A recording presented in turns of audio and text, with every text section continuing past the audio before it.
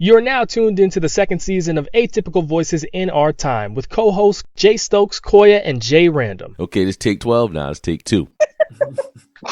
Welcome to the AVIOT podcast, y'all. That's AVIOT. Hey, what's going on, everyone? It is the AVIOT podcast. I'm your gracious co-host, Jay Stokes, joined by Koya and Jay Random. Welcome back to me. Nobody even noticed that I was gone last week. Damn. No one even said anything. Thanks a lot. I think we shouted you out.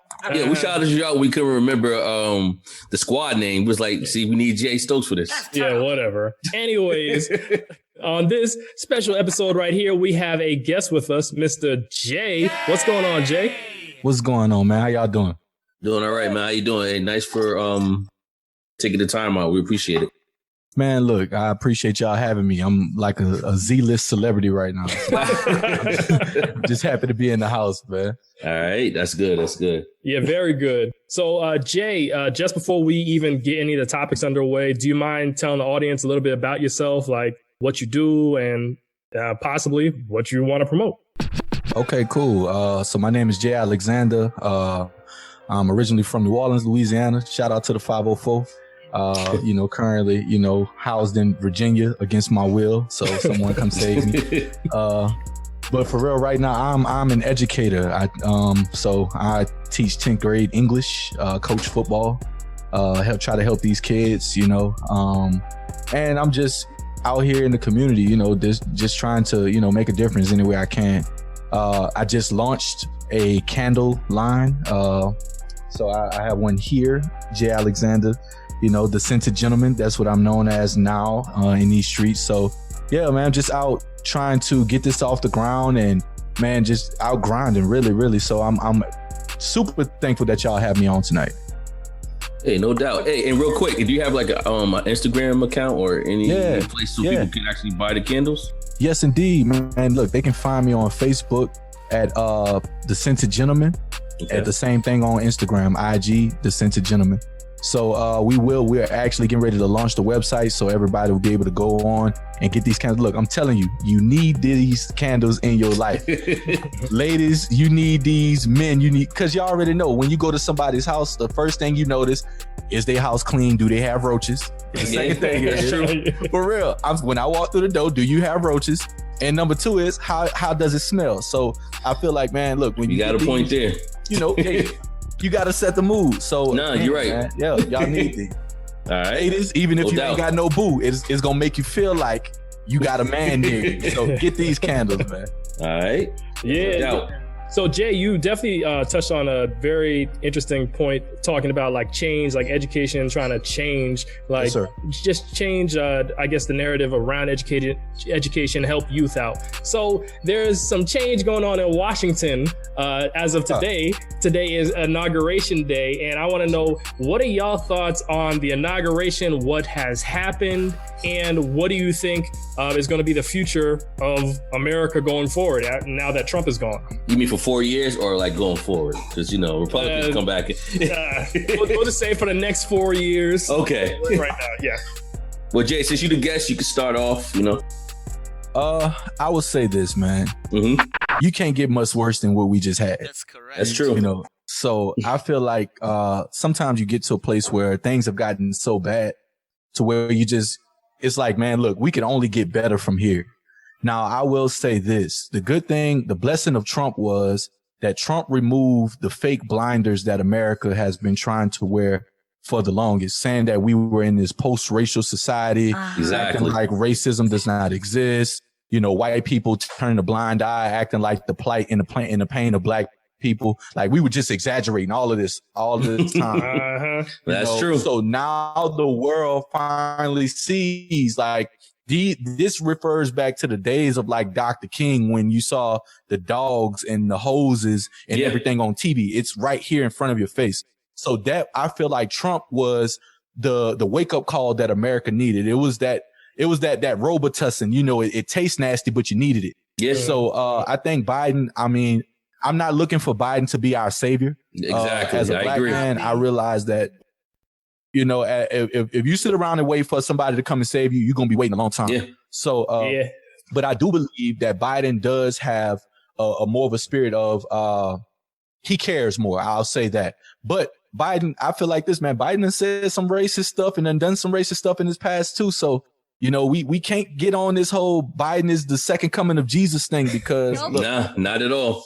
And I hate he did call us super predators too. So hey, he is not my uncle. Oh, not at all.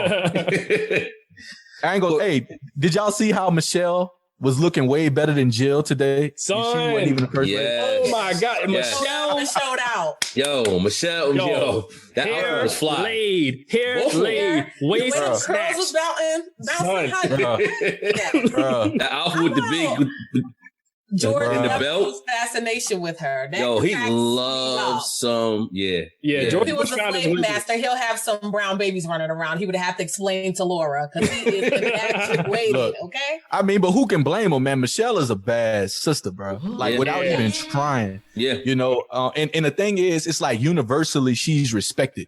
I don't care if it's black, brown, white, whoever. If you see Michelle when she walks in the room, she's just super respected the whole time, man. So, no, that's just something else. No, that's true. Yeah. So, Coy, what do you think, Coy, about today, lovely day?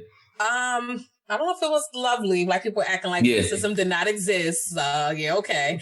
We're just going from one white supremacist to the next for real. We'll see what happens. Bernie Sanders should have been the president. He's the not at all.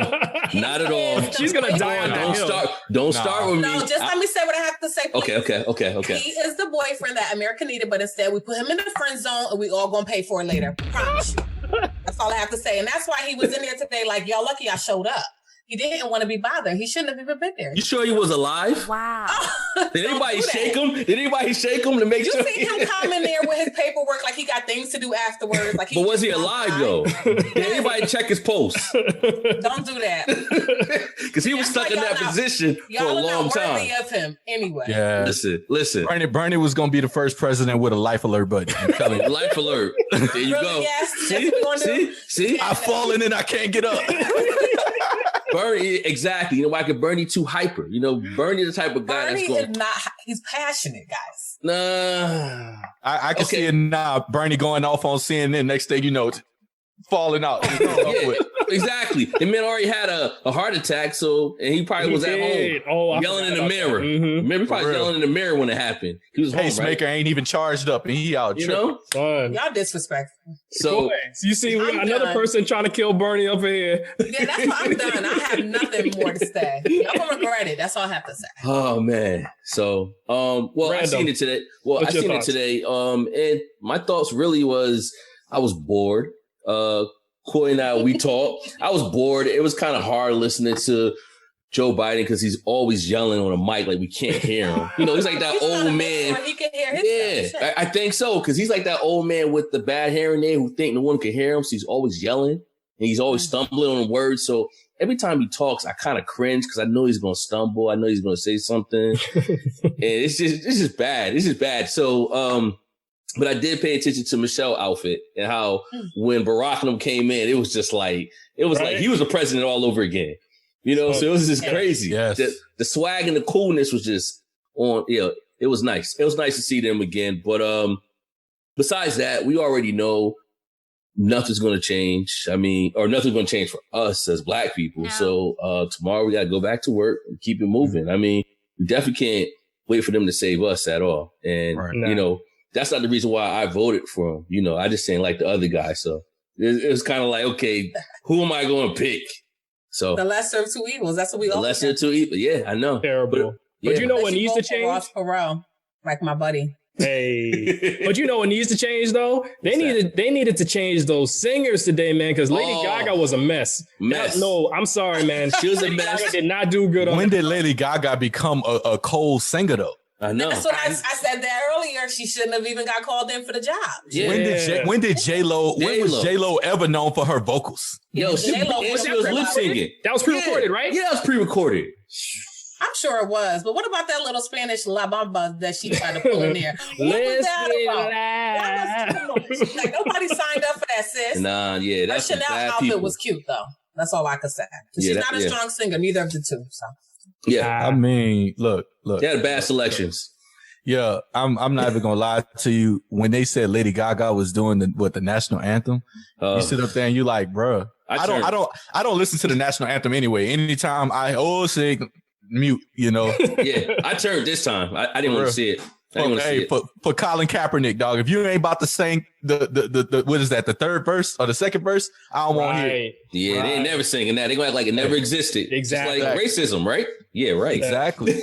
Yeah. Exactly. So for real, unless you gonna, you know, get on the real of the song, I don't even want to hear it. Like, you know, turn that off. Yeah. True. But they were horrible. Yeah, they were. But speaking of never existed, I really think that, and we're going to segue into our next topic, I really think that at a point in time, it's going to seem like our historical figures and what they stood for never existed by the way these new generations are acting. And what I mean by that is, did you see this twerk on Washington video that the Black Lives Matter Instagram page posted?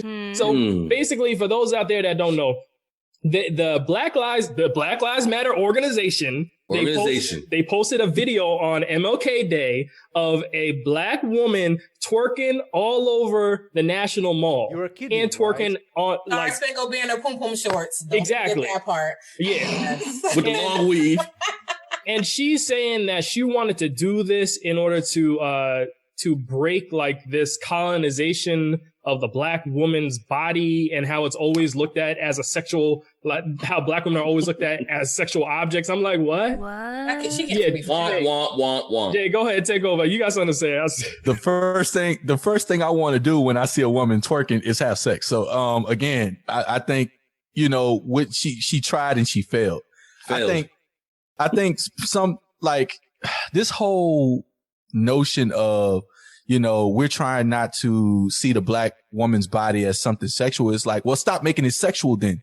You know, it's like you're gonna put a steak in front of a dog and tell that dog, you better not eat it because you're a bad dog. And I'm like, come on, man. You know, so honestly, I just feel like some people, they're so smart that they're stupid. Like some of the stuff that we're doing, it just does not make sense. And I would want our sisters to feel like, hey, look, you don't have to do all this other stuff to be respected. We respect you already. You understand? But I feel like the going out of your way to try to get this fake, you know, to push this fake narrative that everybody wants to sleep with you. Everybody wants to, you know, rip your clothes off all the time. It's like, nah. Yeah. We saw Michelle Obama was we all agree she was fine as a mug, and neither fully one of dressed. us. Yeah, neither one of us sexualized her. Exactly. Not at all. Exactly. I don't understand how it's like. Okay, I think we're getting to a point where we're looking at like sexuality and sexual orientation before the race. Yes. Like we're prioritizing that over being black. We're like, like I am my body. I should be able to do whatever I want. And I'm like, you forget, like, especially on MLK Day, like that's about like racial matters. That's about continuing his work. And instead you made it about sex. Like, I don't care how you look at it. You made it about sex. Yeah. No. And that's just like them trying to make the whole agenda of being gay. Did y'all hear the slogan saying being gay is the new black? What? And I'm like, no, I don't like no, that. the hell it's not. Because you could be black and gay. So how does that make any sense? Yeah, so you black. Yeah, so I guess, you know, black, huh? Here we go. You Navy black. Navy black. No, don't start with the ashy black. Don't start Invisible with black. You can highlight black with this black. You understand? No, seriously, no. Coy, you want to go before I go, Coy? We need a woman's take on this. What do you think, Coy? About people twerking everywhere? No, that actual video. Oh, the video, it was stupid. There was no point behind it, and they shouldn't have put that up for MLK Day or at all. Like, she looked like a clown. She did. Climbing up the steps like a monkey, but you don't want to be seen as like a sexual object. You have on no clothes. Like, it just had no basis. It was really weird and disrespectful because not all black women twerk. A lot of black women can't even dance. So the stereotype that we all go around just twerking and gyrating. Exactly. Everybody can't catch the beat. So I don't think it's fair to be like, oh, black women just want to gyrate all day and we're sexual. Look at me. I think it's a false narrative and it does need to stop. Nah, I agree. Jay Stokes, you know, it's so funny. Jay Stokes brought this up a while back, Coy and Jay. Remember when the Democrats was trying to get people in, I think it was Alabama to vote? Oh, man. Did Remember you see trying to get the booty to the polls commercial? Booty to the poll? But you know what though? People gonna do whatever they gotta do, man. They around for pandering them votes. Hillary had her hot sauce, and people pander votes. That's just the name of the game. It's politics. So I mean, that to me is just but the twerking is getting out of control though. But that says more about us than it says about them. It's like this is how they see us. You understand? They look at black people like, all I got to do is put a little hot sauce on my greens. They gonna vote for me. All I got to do is shake a little booty. They gonna vote for me. It's like they're basically telling you, we see y'all as clowns in a circus. You feel me? So instead of giving you change, we gonna give you trinkets. We're gonna make it seem like you're equal, but we're still gonna treat you like clowns in the circus. So every time I see that, it's just a further indication that these people don't respect us at all. They don't respect our vote. And until we collectively come together and say, you know what, enough is enough. Enough with the pandering and the fake promises, because that's what I'm looking forward to with Biden is a lot of fake promises that he's not going to come through on, because at first, remember, he said he was going to cancel the student loans. Now he's like, oh, I'm only going to cancel like $10,000. No, he got to up that because I got at least 60 waiting to be cut. Do about 50. I'm good to go. I'm like, I got undergrad and grad, so I'm like 90 something. Nah, you know what? My company paid for for me to get my MBA. So, but prior, I got like 60 that need to be cut. So, I mean, he got to up that up. He got to up that. He got to up it. And pass on them stimmies, big dog. We need that. You said, run it. Yo, so I don't believe nothing he says. Come on, I don't believe Newfound Black. Everybody's annoying. Newfound Black. I love that. That is definitely. Yeah, she became black when she decided that she was running for VP or whatever and got nominated. Prior to that, I remember she said Tupac was alive. Yo, she said Tupac alive. She said Fight Dog was alive. Remember? Yes. She under a rock. What is she talking about? Pandering, man. She talking about she was on Howard's campus smoking weed, skipping class, lying. Yeah, exactly. Like, Jay, it's like what you say. Jay, it goes back to what you said. This is how they view us. Yeah. So, they think they get to say something and we won't call them out. Like, no, that's not, that's not what we do.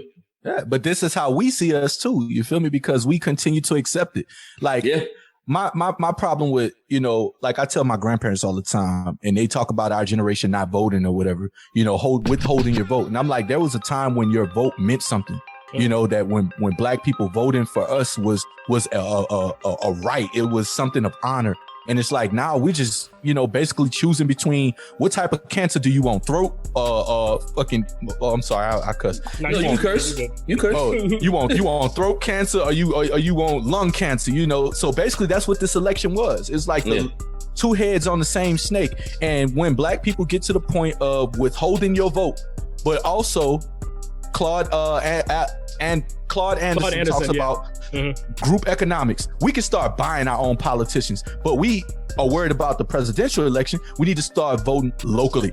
Local elections matter. No, they do. Local elections really matter. Seriously, they really matter. Georgia just showed you that, man. That's how I told you, Coy. Ross Perot, man. I told you. Ross Perot for president. Everybody else could get my vote. Bernie Sanders. No, I was, so Jay, earlier last year, later last year, we were all debating on the withhold your vote thing. And I was saying how just because you withhold your vote for the president doesn't mean you have to do it for everybody else. And I was like going in on, well, just vote for like a third party for the president as a protest, and then you can vote for other candidates that you feel will meet your needs. And then, have you ever heard of a Democratic down ballot? That whole voting scheme? I did.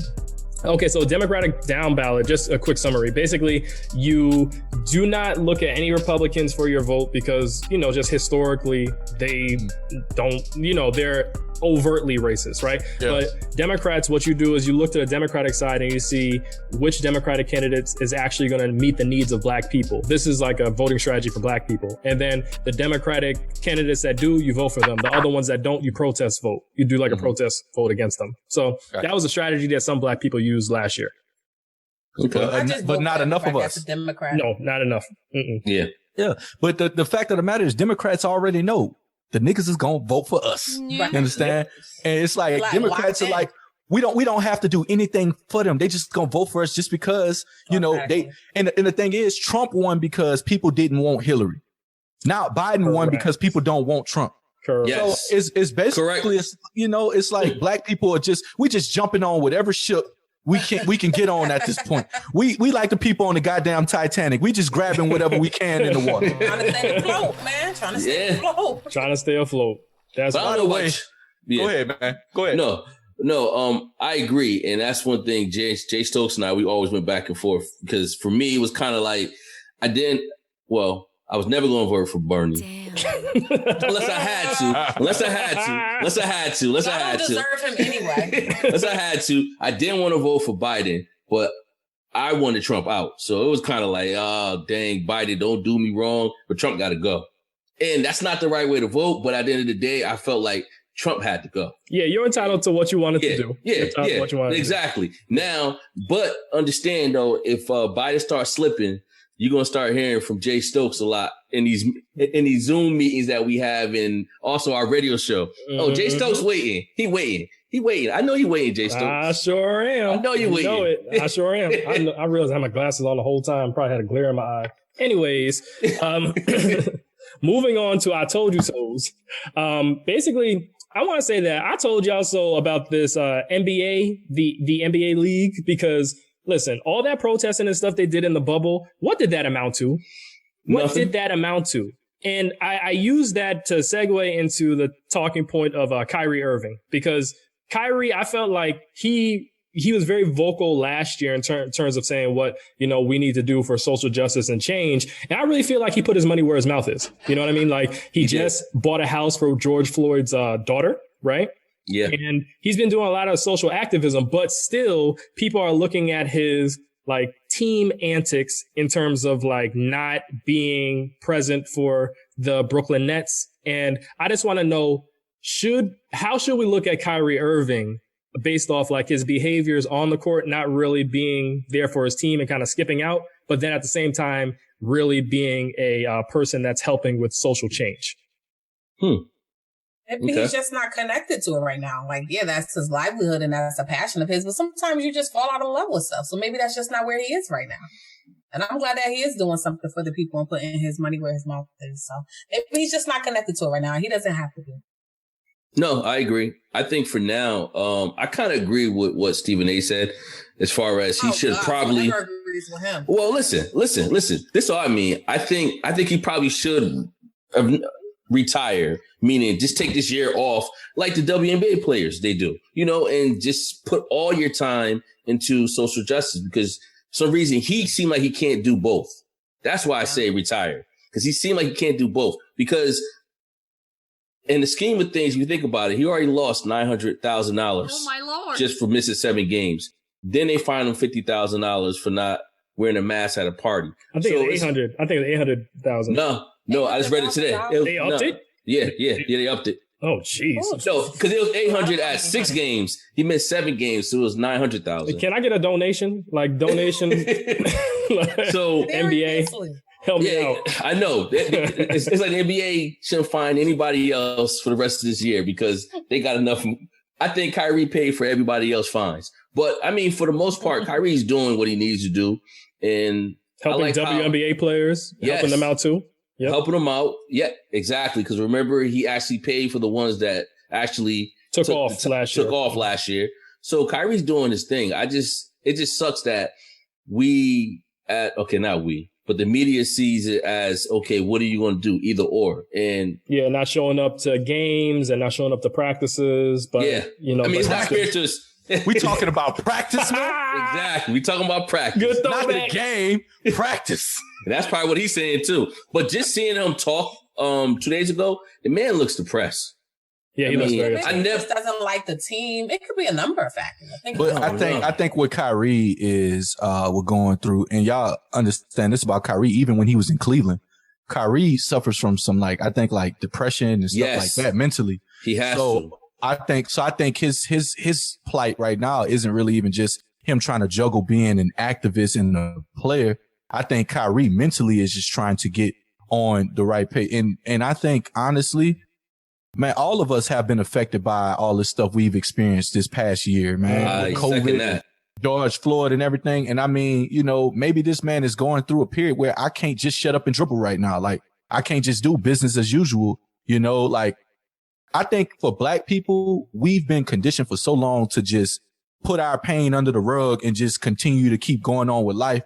And sometimes you just can't fake the funk. Like right now, like, you know, like Coy said, you feel me? Maybe this man just don't feel like dribbling a ball right now, you know? Like maybe he just needs some time away from the court. So in that aspect, I would say retire. But then again, he still wants to be there for his team, you know? So I would say, man, look, my views on Kyrie has not changed because all these cats who were on their knees last year protesting and stuff, they not out here spending their money. They're not out here on the front lines. So it's easy to you know, to take a knee for a few minutes on TV and make a statement. But just like the NFL players, you'll make all this noise for cap and all this other stuff, but you still gonna play. You still gonna show up on Sunday, you know, and you're gonna be quiet after, you know, the media coverage is gone. Because when the last time you saw an NFL player take a knee? Don't worry, I'll wait. Because again, I know who. You just do it for the moment. The guy from the Saints. Forgot his name. It's number 27. Malcolm Jenkins, because I'm a Saints fan. Okay, Malcolm Jenkins. I'm hurt Obviously. Yes. I'm hurt. Oh my God. I know. Him and a few, probably only like 5 NFL players I could think of off the top. But yeah, so you're right. You're right. I mean, we all know what it's about. And I mean, it's all about division too. Yeah, no, that's true. So what'd you say, Jay? I was saying, and right about now, they're so divided that they can't even work together because you have the NFL coalition. They're doing their own thing for social justice, but they're forgetting about the person who actually brought light to it, which is Cap. Yeah. So now, you know, so NFL is giving them money over there, but then they blackballing Cap. And then what was it, last year or 2 years ago when they had Cap come back to practice and then they had to change the arena. It was like, man, it was all a show. So it was. I mean, Cap right about now should really just keep on doing what he's doing. I don't even try to get back in the NFL because I wouldn't even trust the players in the NFL. Well, he's made more money, I think, doing what he's doing outside the NFL than he probably did in, if I'm not mistaken, because he got the Nike deal. He has a documentary coming out, right? And then, yeah, he's been getting a lot of things. Like, don't quote me on that, but I really think if he keeps going the route that he's going now, especially since a lot of these companies want to be woke all of a sudden, he's going to do pretty well. Yeah, I agree. Yeah. So it's almost fashionable now to be woke. It's almost fashionable now to scream Black Lives Matter. Yeah. You know, and one thing that I cannot stand about white America is it's like you'll get on the train when it's comfortable to do, you know, when society is kind of massaged enough for you to sneak in there, you know, and get a piece of it and you can make a profit off of Black Lives Matter because, you know, now it's popular to say, you know, George Floyd's name or say Breonna Taylor's name. Now we're saying it for a totally different reason. We're saying it to bring awareness. You know, y'all just saying it because it's the fad right now, man. So I would say Cap does need to stay home. But then again, though, I would say this: Cap has a voice and a platform. Like all of this stands for so long. I need Cap to say something, man. Because No. I totally agree. And what I mean by stay home, I mean like leave the NFL alone because it's not even working. But Cap needs to say something. Cap needs to say something because I barely hear him say anything. Like I follow him on IG, you know, and I see what he's doing on IG. But yeah, you're right. He hasn't really said anything recent that I can remember. You ever think maybe he's not that articulate? Maybe that might be a reason. Nah, that brother knows what he wants to say. Okay. I'm just saying, you know, some people, you put a microphone to their face, they're like, I've never really heard him talk, so I can't say. I don't know. Maybe have Nessa speak for him. I was about to say, I know Nessa can talk. You don't want Nessa speaking for you. Nessa gonna bring this bitch down. When she came out with that Django picture. That was crazy. Yo, that's what I'm saying. Oh my goodness. Yo, she the younger version of Bernie. You don't have her talk for you. Facts. This is my kind of girl. Facts. Nessa is Samuel L. Jackson with breasts, man. Yes. I'm telling you, dog. She don't hold nothing back. Yes, no filter. Hey, she ride for her, man. Hey. Ain't nothing wrong with that. Ain't nothing wrong with that. And now for a quick commercial break. Hey guys, as you can hear, we are unapologetic in our opinions. We may be politically incorrect or possibly wrong, but don't knock us for being ourselves and saying what many are too afraid to admit out loud. Anyways, if you have any thoughts or questions about our show, email us at chemistryproductions@gmail.com. That's K3mistry Productions@gmail.com. We'll be sure to address whatever you have to say. So we got the last 7 minutes of this Zoom call. You know, Zoom be timing us in a certain way. Just want to know, does anybody have any last things to say? I got one more thing I could put out there, but I want to ask Jay, but Coy, you go first, Coy. I just want to ask Jay a question. Oh, no, you can ask him a question. I was going to tell him to throw his out. I don't have anything. I just show up, guys. You know that. Gotcha. The same All right. thing every week. Hey, Jay, so real quick. So how is online schooling? Matter of fact, because you said that you teach 10th grade, so how's online schooling work for you? And as an educator, I feel it's two different mindsets I have. I feel, because it's more of a comfort to teach from my house, being able to roll out of bed and not have to go to the building to do it, know, and I know that I'm safe. I'm not in the building. But then again, I know that, man, these kids are struggling right now. You know? I mean, we're trying to teach kids, and I know that I do my best teaching in the classroom with kids around me, being hands-on, I even had students who say, I love your class, but our class would be a lot more lit if we were in person. So now, these kids, man, I feel bad for them because a lot of them are missing out on some really, really important time in their life, man. They're missing out on their friends. Think about the seniors that didn't go to prom, man, homecoming, all that stuff, man. And these are memories that these kids will not get back. So, I would say, man, education and teaching, it has been both, difficult and it's uncertain right now because you try your best behind a computer screen, but there's only so much you can do. But now we have parents who are like, we want our kids back in the building and we're fussing, telling parents, look, we're not babysitters and it's not fair that we have to go back and put our lives on the line in a classroom with 15, 16 students just so your kid can get out of the house and be around their friends because they miss their friends. I'm like, hell, they're going to really miss their friends when their friends are dead from COVID. That's true. True. So, I mean, it's catch-22. No, I agree. Totally agree. Well, I will say personally, I definitely appreciate what you are doing, educating these kids, and I definitely empathize with you in your struggle right now. As a fellow educator, I really go hard for my teachers out here, you know, because like y'all really don't get enough credit. Y'all really no, that's true. More black men in education, and I'm not just talking about in the class. This is going to be my last year in the classroom. I'm trying to get into a principal program. Like we need more black men to not only teach, but to lead these schools. Man. Yeah, man. Yeah, bro. Good luck with that. Our kids need to see positive male representation and female representation, but they need to see black men out here at the helm in education, man. No, they definitely do. It makes a big difference on them too. It does too, because now they have something more to strive for instead of being an athlete. Yes. Do you want to know something? I heard a kid tell me, and I'm sorry I'm talking so much. No, you're good. A kid told me, he said, Mr. Williams, you're the first black man I've ever seen in a suit that wasn't going to court or to a funeral. Wow. And that struck me. It's like, bro, some of these kids have never seen a positive black man in a suit unless he was going to court or going to a funeral. That's sad. That's heartbreaking. Yeah, that's heartbreaking. Wow. We got to do more. We have to. Yeah. We have to. We have to show more representation. We have, man, positive representation. Positive, yes. A lot. You know, because we are being represented, but we're not being represented in the right ways. That is true. That is true. You're right. You know, I told my kids, man, the busted challenge need to bust these damn books open. That's what you need to do.